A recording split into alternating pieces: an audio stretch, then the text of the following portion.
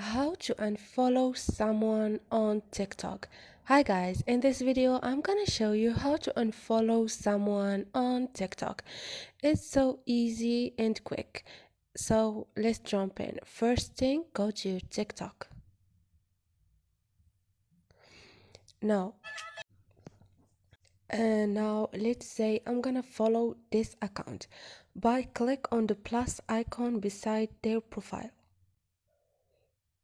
You see it's turned on to a check icon and then it's disappear. All I need to do to unfollow this account is click on the profile icon, and like you see there is a little person with the check icon beside message. I'm gonna click on it.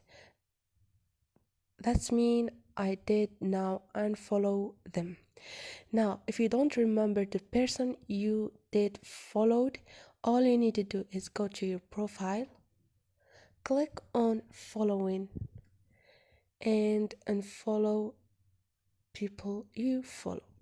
So this is it guys. Hope this video was helpful to you, and if you liked the video, don't forget to subscribe and like.